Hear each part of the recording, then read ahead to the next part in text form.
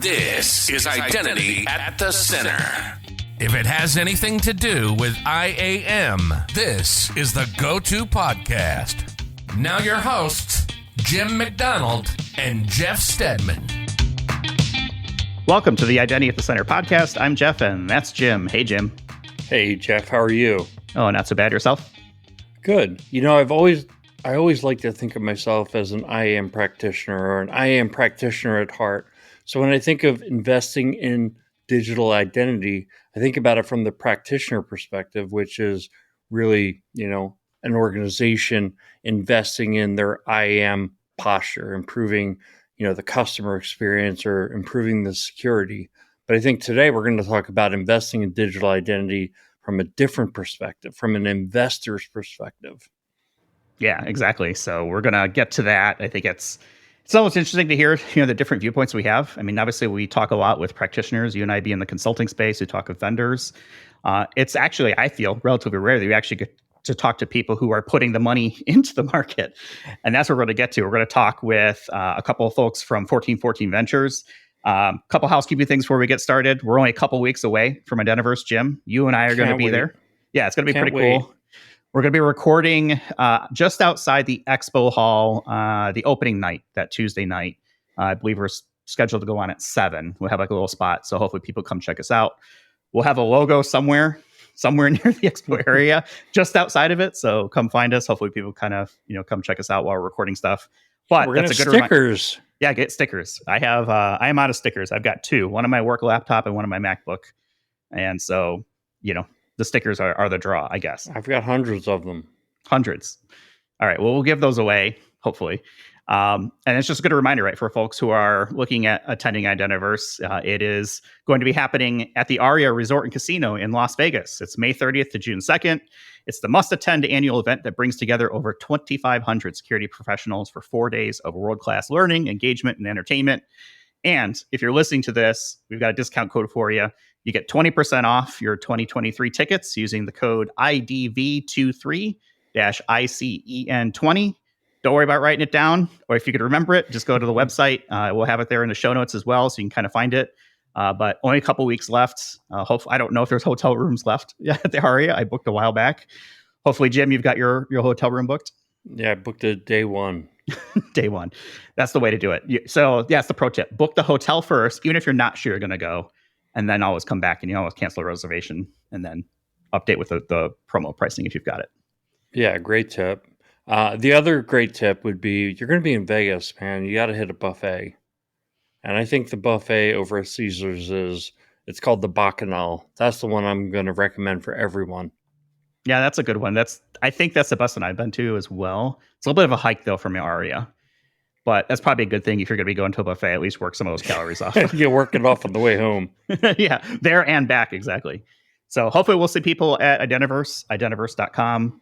More details will be in our show notes. All right, how about we get to our main topic, investing in digital identity.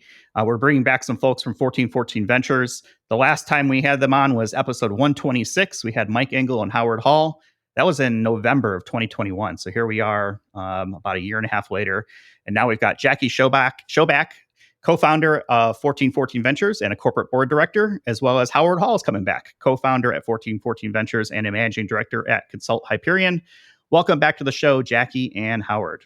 Thanks, Jeff. Thanks, Jim. Glad to be back. So Jackie, this is the first time that you've been with us, and we have tradition around here that we like to find out a little bit about sort of the backstories for the folks that are in the identity space. So I'm going to ask you the question we ask everybody. How did you get into digital identity? Is it something that you chose or did it choose you? Well, it's very interesting, Jeff and Jim. Thank you so much for having me here today. I'm really excited to be here. So I spent the bulk of my career in financial services and in consumer, about 25 years. And over the course of my career, I launched and scaled a number of businesses and grew them. But it was during this era of really the growth of all things digital channels, digital transformation, and digital identity. And that really was the common thread over the last 20, 25 years for me. was really growing digital businesses and leading digital transformation efforts. And as any good executive knows, the key to success in being a digital transformation leader, it's all about the digital identity. It's all about the data. And it's how you capture, share, and store. It's the taxonomy you use, the master data management. And then I was fortunate enough a few years back, a very dear friend to both Howard and I introduced us, and we began angel investing together. And then in 2020, we got the idea for 1414 and began forming the fund, began investing in 2021. And here we are now, 14 investments by 1414, which started in 2020. It's just a fun play on numbers. Total coincidence, I'm sure. Howard, I'm not going to ask you about your background because I'll let people go back to 126. They can kind of listen there. And we also asked you about 1414 Ventures back then, but I'm curious to see in the year and a half, how does Jackie, how do you describe 1414 Ventures for people who aren't familiar? What is it? So 1414 Ventures. So real quick, our name is from the Safe Conduct Act of 1414, Henry V, the beginning of the modern day passport. So that's why we picked the name. And really the way we describe it, we're the only active fund in the digital identity space. We bring a very disciplined and rigorous lens to everything we look at. We invest very early, pre-seed and seed stage. And our definition of digital identity is really the transactional data that is captured, shared, and stored from an individual, entity, or object that can be used to then verify, authenticate, or authorize a transaction or interaction. We actually have a pretty robust sizing of the market. It's about a $664 billion market that we've broken down into 50 subsegments. And it grew 8.5% last year, and it's actually projected to grow over 50% over the next few years to over $1 trillion. So it's a very dynamic, very complicated in some ways because there's a lot of regulation and just a lot of factors at work. But it's a very dynamic market that's growing. And really, as all things digital and digital transformation have accelerated over the past few years, I would say we have found ourselves sort of right at the center of really some very interesting seismic changes that are happening, which I'm sure we'll talk about. Yeah, we're definitely going to get into it. Howard, is there anything you'd like to add as far as sort of that definition of how you see the identity space? Because I think the one thing that I would like to point out for people who aren't familiar is you do a really cool kind of like periodic table of elements. It's the ID elements. And I'll have a link in our show notes as well. But you've kind of really broken down the space into, I think Jackie mentioned something like 50 different areas. When a lot of people think of identity, it's like, oh, it's just my password. Yeah, that and a whole bunch of other stuff. But Howard, anything that you want to add to that? No, I think Jackie stated it well. I'll give sort of my very simplistic view of it, which is, to me, digital identity is the secure transmission of high-value data, right? And if you can achieve that in a way that reduces friction and increases security, and that's sort of the foundation of what we're trying to achieve in some of these investments, I think there's a really good opportunity to make people's lives safer and better, and enterprises create better experiences for their end users. Howard, I'm going to jump right into the deep end here and ask you a question about Tom Bravo and kind of the digital identity companies that they've recently acquired, including Ping, SailPoint, and ForgeRock. What are they up to? It's a great question, Jim. They're smart. They're a smart group of folks. And if you've seen what they've done in the cybersecurity space, they own it collectively amongst their portfolio companies, particularly in cybersecurity. They're the world's largest provider of cybersecurity solutions, far and away. No one else is even close. And I think they've had some success there. And I think they're trying to replicate that playbook and the extensibility of it into digital identity. And so the one that really caught me off guard, to be totally honest, was the ForgeRock acquisition. SailPoint I got, Ping complement SailPoint, where I thought ForgeRock was interesting. And then I started to dive into it a little bit. They kind of look a little bit like Ping, right? I mean, broadly speaking, they're both IAM, and you can label 20 companies with that broad sort of acronym. But having said that, they kind of have different areas of specificity. So when I think of Ping, I think about really strong customer identity, the SIAM, really leaning on that. I think about ForgeRock, I think, more enterprise oriented. I think that's where their growth trajectories have respectively been. The deployment models there's some gaps there as well. I mean, they both have on-premise solutions, but I think Ping has been more driven towards doing a cloud first approach. And I do think, particularly for SIAM, that's a really makes sense way to approach the problem. And similarly with ForgeRock, they're still, I think, largely still an on-prem solution. So they're differentiated enough that while they do have some customer overlap, I think through a consolidation of efforts, trying to get some efficiencies on both sides of the balance sheet, they can drive higher profitability and higher margin. SailPoint kind of complements both. So, I mean, I think this strategy, I'd be lying if I said I had it fully baked, but as an outside observer, I think that I can connect the dots as to why it makes sense. And I think SailPoint complements both of them. So, and I do think it's a large and growing market, and there's lots of opportunity for both incumbents as well as new entrants. So I think we're going to talk about it a little bit later. But to me, as an outside observer, to me, that there's economic and technical efficiencies, I think, that can be brought about through the way they're starting to consolidate this market. Interesting. And I think you told me before we started that you don't have any insider information, but I take it from what you're stating there that you lean more towards this being a strategic picture of, how do these parts and pieces work together rather than just a financial play. Like, hey, here's an undervalued asset. We're going to buy it. A year from now, we're going to be able to sell it for twice what we paid for it. If I'm being really honest, I think there's a little bit of both at hand. Right? I think they see growth in the assets respectively, independent of one another, but I think there are some really interesting synergies that a combined offering, a consolidated offering of some of the properties they're putting together create a more enhanced value proposition. Jackie, do you have anything to add to what Howard stated? Yeah, I would just say that I think, they're in a space that is projected to grow a lot, right? Over $1 trillion in the next few years.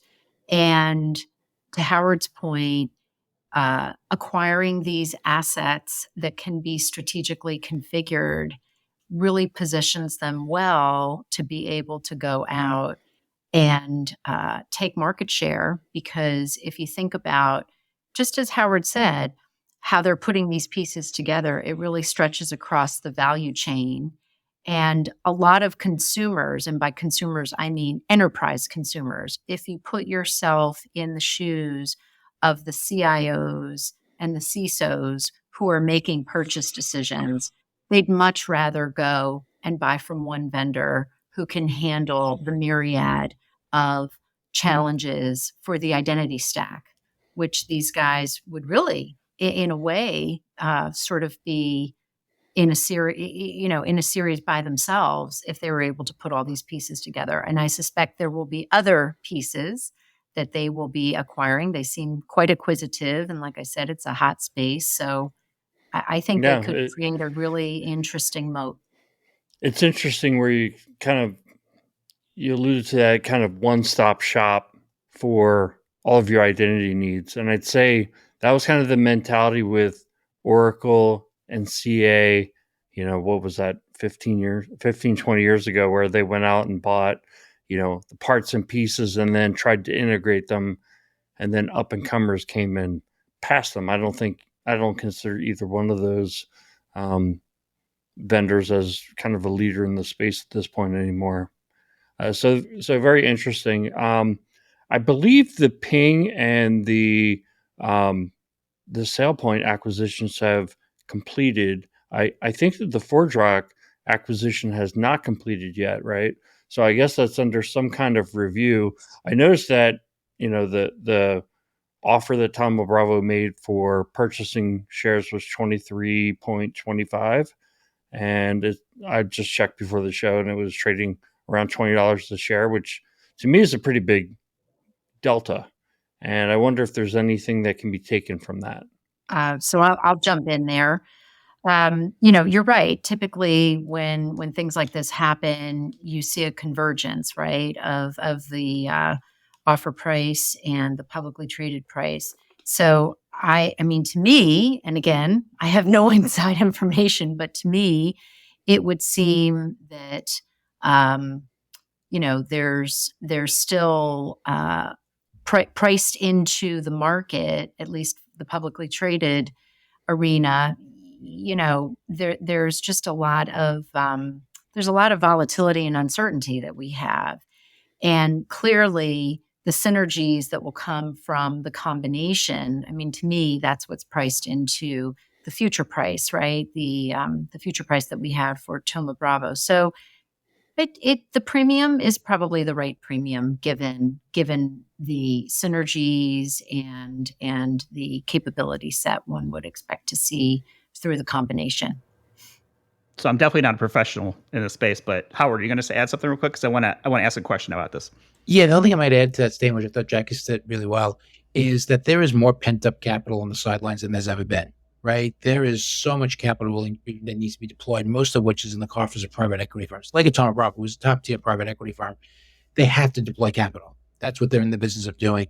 And if they can justify it through the mechanism that Jackie explained, it sort of supports the reason that they may pay what could be defined as a small premium on a really good company. But a lot of it's born and being brought back that there is so much pent up capital and not a tremendous amount of demand where they can deploy that capital. If they find something, it's logical. I think they might pay a premium for it. So I think you're headed in a direction that I wanted to follow up on real quick is we've, from the economy perspective, at least in the U.S., mortgage interest rates keep going up. Does that affect investing in companies like this, or does it really not play a factor?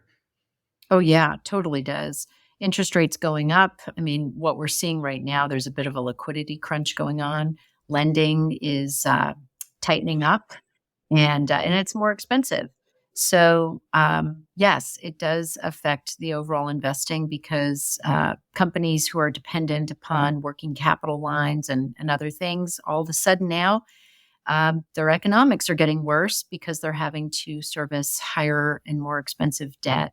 On the flip side, I'd also just say interest rate increases introduce risk into the overall macro environment.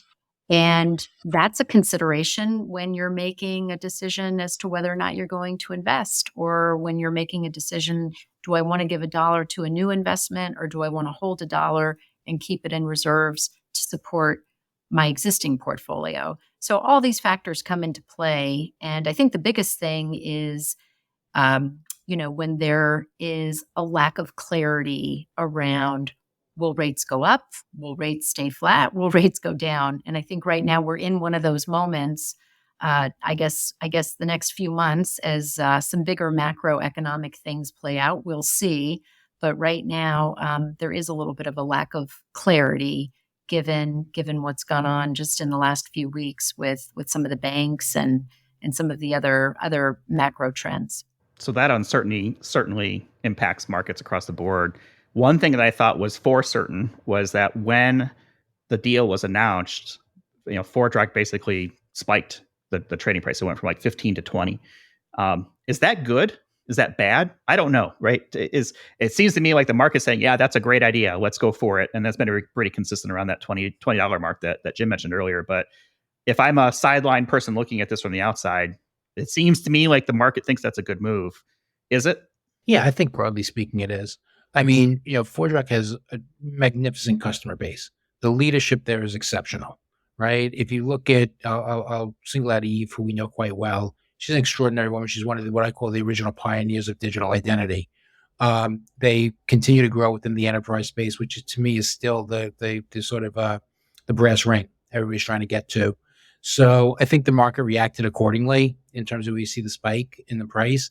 And I think that's driven by two things. One is Thoma Bravo are really smart people, and they make good investments. They continue to drive value for their investors. Two is they bought a really good property by most estimations.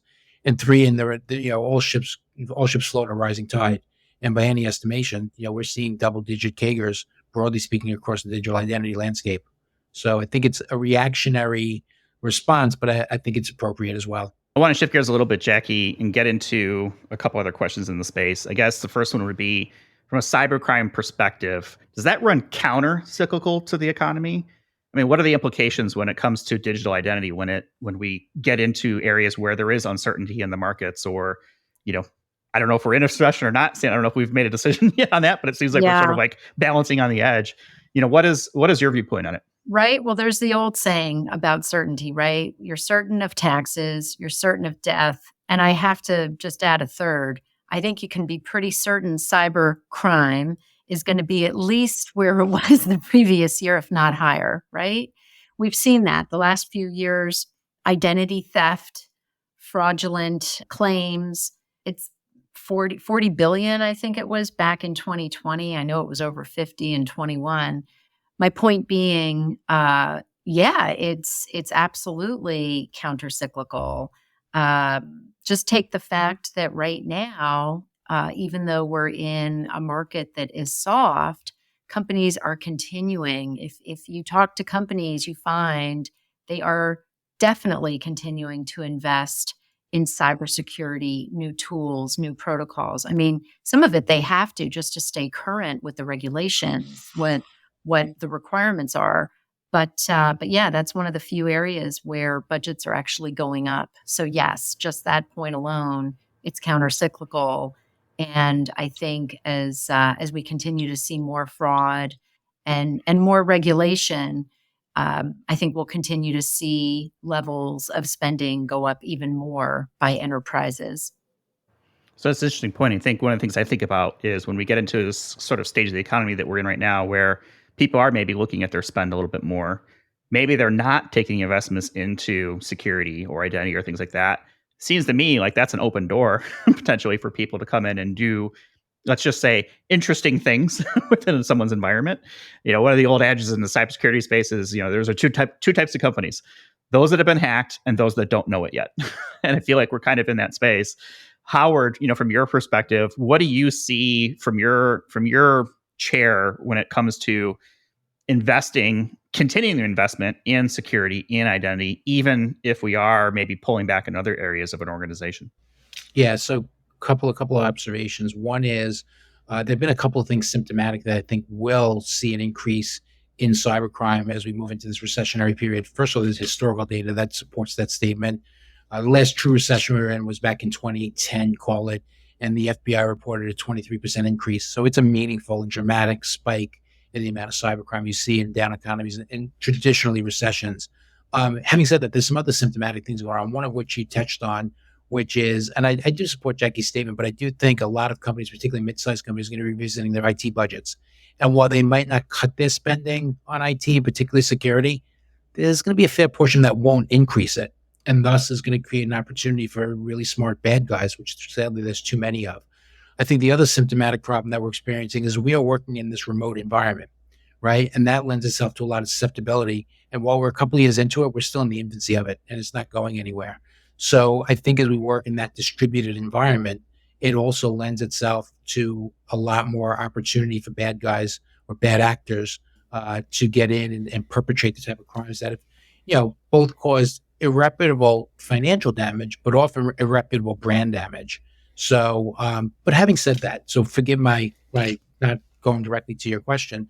I actually think now is a very opportune time.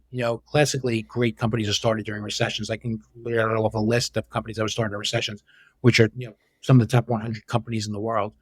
Because at this point, most of our companies are in product build, right? They are still figuring out product requirements, still figuring out MRDs, PRDs, getting to specs, getting some working code out the door, and getting it into people's hands without having the budgetary constraints of having to spend 6 digits or multiples of 6 digits to acquire that product. And the objective is we're investing this down economy that by the time these companies are ready, are market ready, really looking to grow channels and scale their businesses, we've come out the other side of this. And so, historically for venture funds, investing in down economies had quite good returns, and we'd like to believe we're going to benefit from that same historical trajectory. Guys, what I'd like to know is what are the areas that are exciting to you? And I'll start with Jackie and then go to Howard. But, in terms of the space, some of the things that are hot within our space, decentralized identity, ITDR, Keem, passwordless. I mean, I'm just naming a few that are just blowing up and have everyone's attention. Which of the spaces really speaks to you, and are there particular vendors that you see blossoming or that you've maybe invested in that we should be aware of? Yeah, no, thanks, Jim. So the first one, I would just say broadly, data privacy. It's a really hot space. There's increasing regulation. There's also a lot of obviously consumers who are wanting to make sure that their data remains private and that they have control over it. One area in particular that we really like, and I know I'm speaking for Howard too when I say this, is the age assurance and consent management space. You've probably seen there's been a bevy of recent state laws passed, one recently in Utah, and also fines at the federal level. Recent fine for 500 million imposed on Epic Games because of not keeping proper age assurance and consent management trails. So we really like that space. To me, it's analogous to what CCPA was a few years back. We'll be seeing with the protection of privacy for minors. We recently invested in a company in that space, and so we were very excited about it. Just a few others quickly I'll mention. I really like encryption and privacy as well.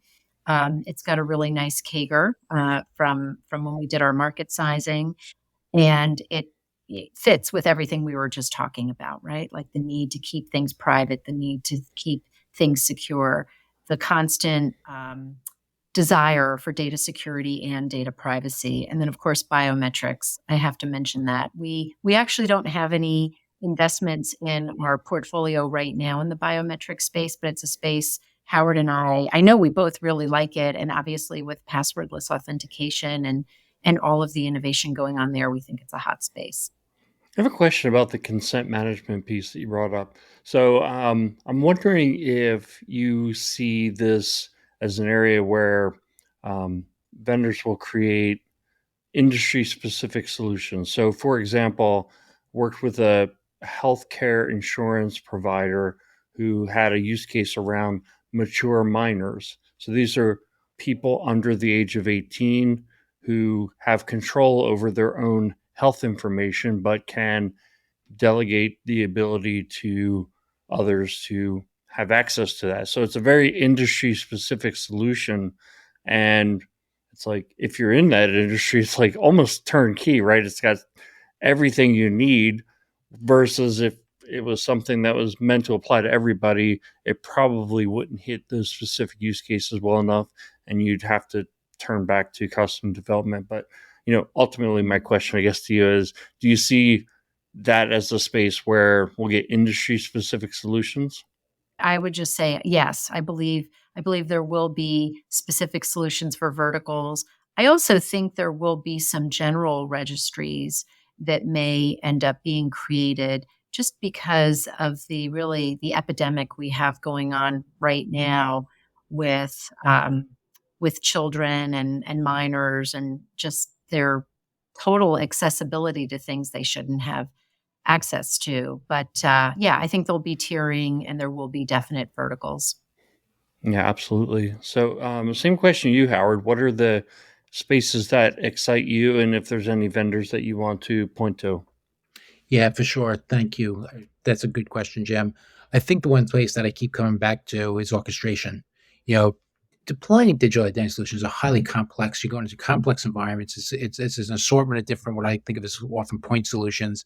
And I think having a really strong orchestration platform and orchestration layer can make that process a lot more seamless and a lot more secure. We had the good fortune of investing in a company early days called Singular Key, which ironically got acquired by Ping Identity. So it's a space that truth be told, I think it was our first investment. And so it was a space we identified early on, and I remain bullish on it. I've not seen anything quite as eloquent, or as elegant, I should say, as Singular Key, but I remain bullish on the space. Another area where I'm keenly interested is verifiable credentials. As we talk about the portability of data and moving it around and being able to reuse it time and time again to bring down the overall economics of somebody's consumer identity and somebody managing it. I think VCs and reusable credentials are going to continue to be a hot area. They've been slower to emerge than I thought, to be honest with you. So we have a bet in that space with a company called Unum ID, who we're extraordinarily fond of and have high hopes for. And they've done a nice job. And I'd like to believe that this space is going to mature more rapidly, because it's one that I still feel extraordinarily bullish on. Yeah, so my son he graduates from high school next week, and he's going into a cybersecurity program. And I've talking to him about the space and kind of where I think it's going. And one of the, his generation is going to have to solve different problems than our generation has had to solve. I think one of the biggest things that will need to be solved is as we move to a more and more digital economy. And it's like, well, aren't we already there? No, we're not. We're just scratching the surface. Like everything's going to be digital. Well, how do you take all these solutions and make them, plug them into everything? Maybe that's where AI winds up fitting in, right? That AI can actually do it. And the people who, are in the space are the ones who orchestrate what AI winds up doing. We've been talking an awful lot about the future, and I want to talk about the present because I'm curious if you guys see any room for innovation on the technologies that a lot of companies are using day in, day out. I'm thinking about things like access management, single sign-on, multi-factor. To some degree, obviously, there's biometrics, things like that. But things like identity governance administration or privileged access management, where it seems to me that those markets have gotten pretty mature. To the point where our friends over at Gartner, they don't do a Magic Quadrant anymore on IGA. Now, I asked Henrique and Becky when we were at Gartner, a few weeks back or a few months back at this point, did somebody win that? I don't think they were prepared for an answer on that one. But is there a new up and coming IGA? Are we even going to need it? Is it going to be able to something else? Like, where is the innovation going to come from in sort of what I would call modern, which is quickly becoming traditional identity and access management? I know, Jackie, do you have any thoughts on that? And then we can go to Howard. Just one quick thing I'll add. I mean, I agree with you. You can always count on new regulations and new requirements to cause some innovation, right? So the SEC is coming out with increased disclosure requirements for cyber. And I'm sure we haven't seen them yet, but I'm sure there will be additional requirements in there just beyond the disclosure. To me, that will probably be an impetus for some new innovations. And what I mean by new innovations is just cheaper, faster, easier, right? Because things are going to have to be able to be easily integrated into compliance systems, which then can easily be uploaded to an SEC website or into an audit tool. So I think we'll see innovations around tools that make it easier to sort of track, report, identify, respond to, meet the KYC and the compliance requirements. Howard, what do you think? Yeah, I actually do think there's a lot of room for innovation. When you think about, we'll pick on IAM or PAM, for instance, or even IGA. I mean, they're still working largely with legacy systems, right? And that's complex. It's difficult. It's hard. And so I'm still looking out there, turning over some rocks to find this first solution that's going to be really cloud native, that can deliver a newer experience in a cloud native kind of way. I think that could be super cool. I also think that there's opportunity to enhance user experience, particularly as users are out at the edge, and give them some self-governing or self-regulating capabilities and privileges. So I do think you're right. Those companies are I won't say long in the tooth because they're still innovating. They're world-class companies. So with all due respect to them, but I do think that there is some gaps and there is a little bit of an opening for somebody to come in and innovate and do some really cool things. Again, thinking about user experience, thinking about enhanced security, thinking about cloud native. I think all are opportunities for either somebody internally within one of those companies to innovate, or more likely, and hopefully it's us, find some young upstart that is doing that on their own, that can create a better experience and better security for the players. That's the whole goal, right? Find the big hot company before they become big hot company. That's right, exactly. Jackie, you mentioned something that I want to ask a quick follow-up on, and that is cost.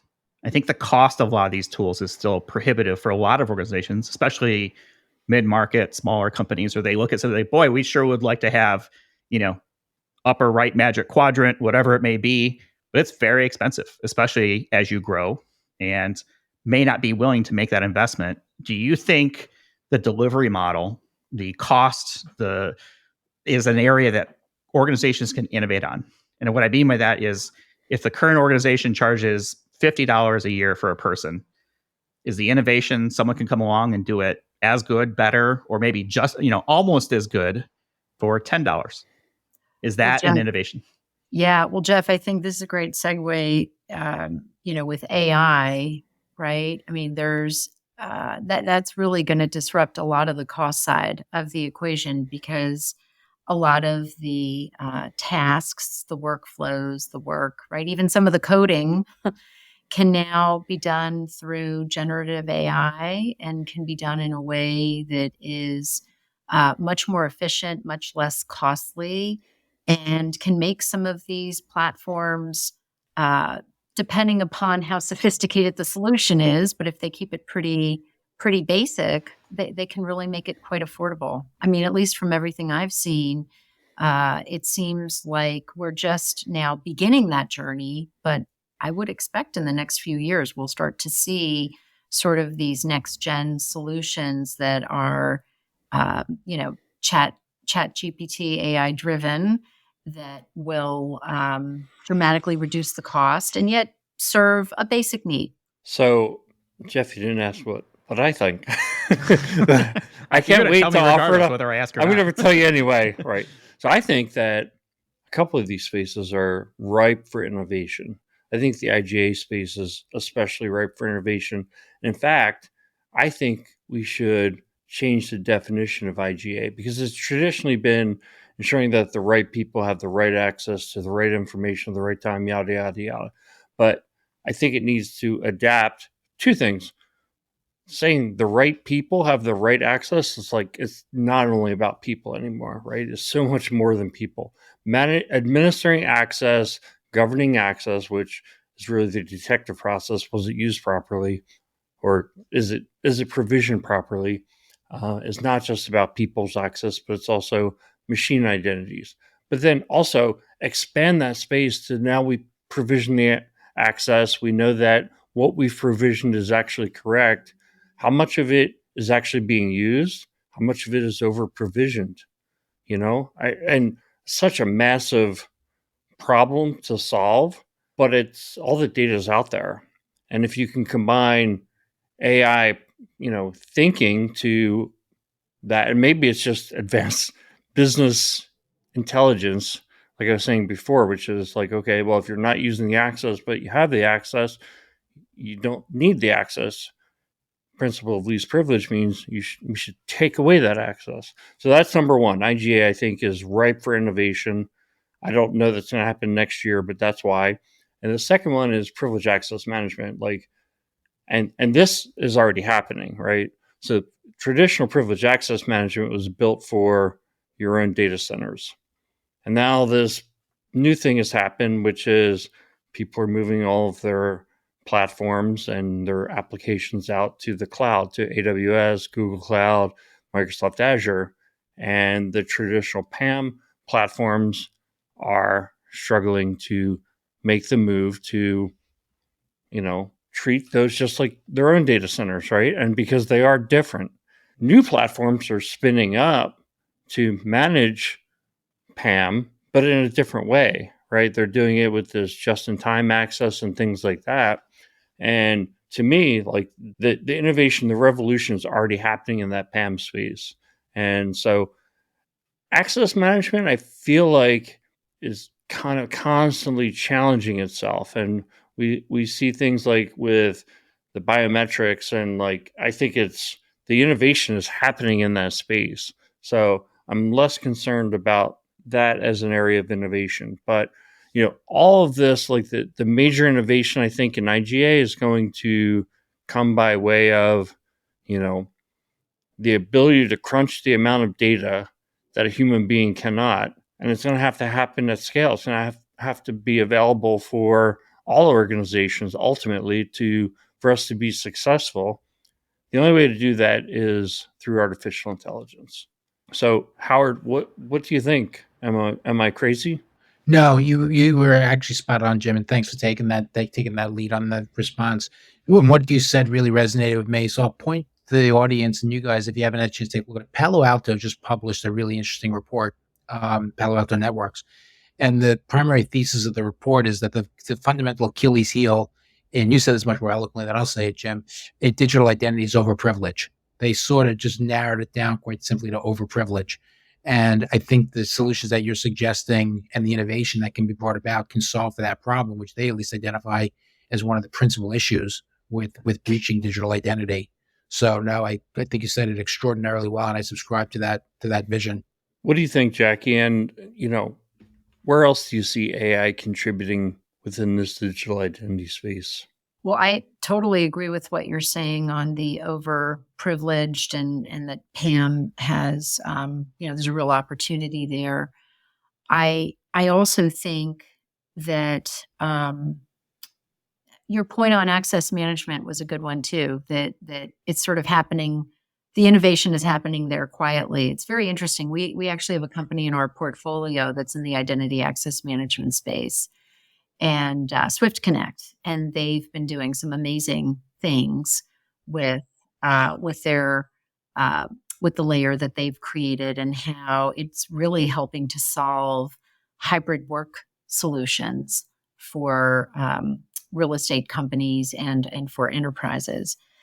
But if I step back and I really think about AI and where else it can really be helpful, I don't know why I keep going to risk management and to compliance, but I sort of go there because I feel like historically it's very archaic, it's not transparent, it's complicated, and yet AI can sort of sift through all of that and simplify and provide much more transparency to compliance arenas and also in the risk management arena, to your point on the ability to crunch huge amounts of data.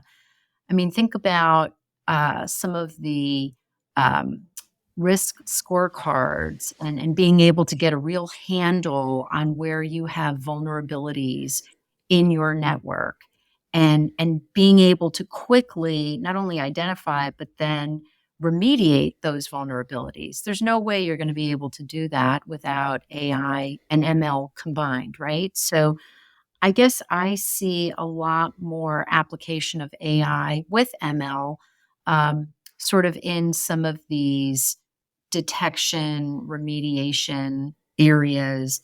And then, of course, I think it has big implications for master data management and just how people will be, the taxonomy and how people will be architecting master data management schemas. Yeah, it's interesting. I think, just side note, I think MDM and identity management, it's one of those deals where like it crosses over, like when are we in identity management and when are we not? And it's when you're talking about the digital transformation, it just all gets blended together. But that's another episode. I wanted to, just one point you made, and then I'm going to pass it to Jeff because I want to hear his feedback on this as well. But one point you made was around the compliance and kind of that audit framework. And, I spent some time in my career kind of in that space, and it always seemed to me, especially when it comes to audit, right? It was about being able to reverse engineer the paper trail of what happened and how did this account get access or get shut off. And I kind of feel like compliance is all about, do you have those controls? Do you know how things are happening? And I kind of, what I'm afraid of with AI is that it's all closed source. And I'm not saying it is, but my fear is that it becomes all closed source and we don't really know how the decisions are being made or why. I think what has to happen is that it needs to be predictable, that given these set of circumstances, even without running it through the AI, I can tell you what the AI is going to spit out. And if I can't, I don't see how that can be audited or we can have trust in that system, because now it's some proprietary blend that spits out an answer and we don't know how it made that decision. That's one of my biggest fears. And I don't know if, let me pass it to Jeff and kind of, I want to know overall what you think AI's impact is going to be from IAM, but also with what I just said there. I don't think it's going to have any impact at all whatsoever. No, I'm just kidding. I am very bullish on IAM, as people probably well know. I think it's going to have the most impact on the IGA space. Things like self-service, context being added to the data, because I think we can crunch the numbers and the data now. The challenge is we can't put appropriate context around it to give that information to somebody to say, hey, or do something with this. And I'm thinking about real people in the real world. Howard, you have 1,000 employees in your organization. Here's what they have access to. Is that appropriate? But if you had some sort of AI that could provide some context around it, and you're able to delegate permissions and accesses in those decisions around the people and have trust in that, then yeah, maybe. I think the actual battle is going to be the models themselves. So you've got Google, you've got Facebook, you've got OpenAI, and I'm sure hundreds of other companies that are all developing their own large language model. I think that's where the battle is going to be fought, because we've already seen the very tip of that battle being started between OpenAI and Google. Google Bard had a disastrous launch. It did not go well. It got data wrong right when we were starting. So we have, Google with not a good showing. And then we've got OpenAI, who really came out guns blazing. And they don't even have a product though. It's basically just a text interface. But Microsoft being Microsoft, they are a co-investor of that. And they've quickly integrated that into Bing. So now we're seeing Bing, which is sort of an afterthought in the search market, all of a sudden seeing these huge jumps in usage. And it's pretty cool. I will tell you, I was at a wedding this last weekend, and we used AI for part of that to do thank you speeches, to do things like that. And it was pretty interesting, kind of last minute kind of things were kind of putting together. Like, oh, well, I'll just throw it into, OpenAI or Bing or whatever it may be.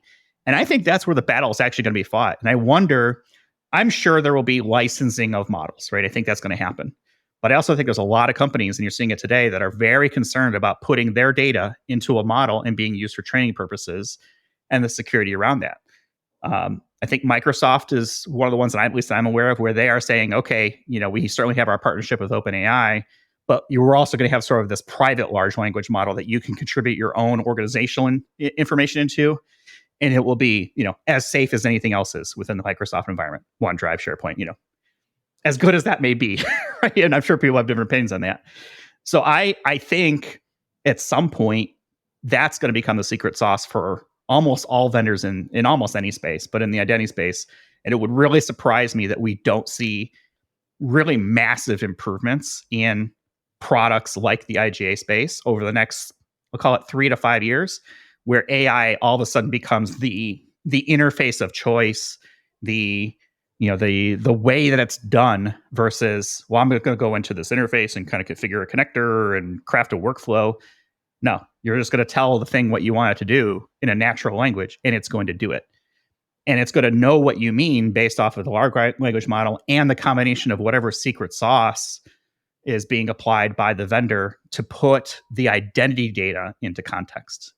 So I think that's where the battle is going to be fought, is not that will AI be there, but it will be what version of it, whose AI, and is it, is that model tweaked enough for the identity space to actually be relevant? So that's what I'm thinking. I see nodding heads. I don't know, Jackie, Howard, did I hit a... I agree with you. Just the one thing I would add, I agree with you. And what keeps coming to mind is, like in today's world, it's like, don't sell my data. Tomorrow's world, it's like, don't use my data, because I feel like the IP ownership, there's going to be concerns over the IP ownership and privacy too, as you mentioned, but IP ownership to the extent that your data goes into, one of these engines, and then that is used for something else, right? It gives an answer for something else. And then who really is the owner of that? It's unclear. Right. So we're going to move from don't sell my data to don't use my data, and people being really, I think, careful about, sort of where the lines are going to get drawn. But you're right. It will absolutely game change how some of these, we were talking about compliance, how that's handled going forward with IGA and just some of those areas. It's going to be a game changer. when we're talking about master data management, I think master data management is going to become the AI pool of data for a company. And it'll be just more important. And I think it's almost like a federation model where you federate your AI model to another AI model, and you allow it to take advantage of whatever data you've allowed your organization to collect. 20 years ago, maybe 15 years ago, it was, hey, let's create data lakes and let's use Hadoop and put everything into one giant thing, right? And we'll do a bunch of fancy reporting. I think it's going to head that way on the AI side. Is you're going to have like master data management. There's going to be systems that are very good at tracking the data, and then you're going to federate that data somehow, your AI, whatever you want to call it, to another, large language model, and that will help provide. So don't build the things that have already been built, but you've got your own information, and that is critical to your organization. How do you customize and tailor parts of an AI to make it relevant for your organization, whether it's internal or an external use case? I think it'll be interesting to see. And I think I'm just kind of pontificating here, but I see sort of the spider web of a bunch of interconnected AIs, and each of those AIs represents some data repository within an organization that's leveraging sort of a shared model with customizations. Howard, I see the eyebrow kind of twitching a little bit. What do you think? Am I crazy? No, I think it's well said. I mean, I think you and Jim and Jack have all touched on something I think is often overlooked, not talked about enough, is the training sets, right? Because the AI is a little more open. The training sets still remain pretty much a black box. And I think, as you all pointed out, there's a challenge with that, none the least of which is IP ownership, copyright ownership, licensing models. So I still think we're in the early days of the wild, wild west from a regulatory compliance, governance. It reminds me of the early days of the internet, right? There was a group formed now known as the Berkman Group over at Harvard. It was back in the day known as the Center for Internet Law and Society. And I think you're going to start seeing, and maybe led by academics, but I think you're going to start seeing groups come together to start thinking about this in a more granular way before it gets ahead of us, much the way the internet did 20 years ago or 30 years ago at this point. Jim, did I answer your question about AI? Because I know that you always love to put me on the spot for that. No, I do love to put you on the spot because you have a different perspective than me almost always. So perfect. Opposites. All right. I think that's probably a good spot. We're still friends, so we can leave the conversation as it is. Let's end on a lighter note and totally something completely different, at least for now. I'm going to start with Jackie, and then I'm going to go to Howard. What is your most used emoji, GIF, or meme that you use, on a daily or routine basis to get your point across? God, I haven't been using emojis lately. I'm a less is more kind of gal. So you're a K versus an OK. I'm a K and XXOO, and that's it. Howard, how about you? So Jackie and I are from the same generation. So I share. I only use two emojis, and they both tie for first. It's either an heart when I'm communicating with my kids and my family, or a thumbs up when I'm just acknowledging, yeah, that's a good idea. So if you had asked me that question 10 years ago, if there were emojis, I might have a more creative answer, but regrettably, I don't. Jim, how about yourself? What's your most used emoji, meme, or GIF? It's probably either the crying, laughing face. I mean, basically, if you type what I do is, like, if I type something and then an emoji pops up, I decide whether or not to use it. So a lot of times if I type LOL, that'll pop up. I'll send that. The other one is the wink, which is like, I could be like, Jeff, the Chicago Bears suck. Wink. And then it's like, oh, you can't take that too personally. He winked. That and I am a fan, so I know, yes, they're not very good, but hopefully they'll be better this year. I think for me, it's that shrugging guy where he's like, I don't know. That's the one I pretty much use all the time. It doesn't matter who I'm talking to. It's the shrugging guy. Maybe that's just a state of my mind, is I don't know what the hell's going on around here sometimes. All right, let's go ahead and leave it there. Howard and Jackie, you guys have been great. Appreciate you spending some time with us. We'll have links in our show notes for people to connect with you guys on LinkedIn, learn more about 1414 Ventures at 1414ventures.com. Definitely have a link to the MarketScape because I love that periodic table that you guys do, as well as links for Jim and myself to connect with on LinkedIn. Don't forget Identiverse coming up here, and we're on all the socials. So you'll see us on the web, IDACpodcast.com, at IDAC Podcasts on Twitter, at IDAC Podcast, at infosec.exchange on Mastodon. I saw somewhere Mastodon's making it easier to sign up, which is great, but they got to do something about the names. It's a pain. So, and if you liked what you heard here, share it with your friends. That's the best and really only way you can help us, because we do this in a vendor neutral way. We want to make sure that we keep it that way. So be sure to subscribe so you know when new episodes come out. And with that, we'll go ahead and leave it for this week. Thanks, Howard. Thanks, Jackie. Thanks, Jim. And we'll talk with everyone in the next one. Thanks, Jeff. Thanks guys. You've been listening to Identity at the Center. We hope you've enjoyed the show. Make sure to like, rate, and review. And we'll be back soon. But in the meantime, hit the website at identityatthecenter.com and find us on Twitter at IDAC Podcast. See you next time on Identity at the Center.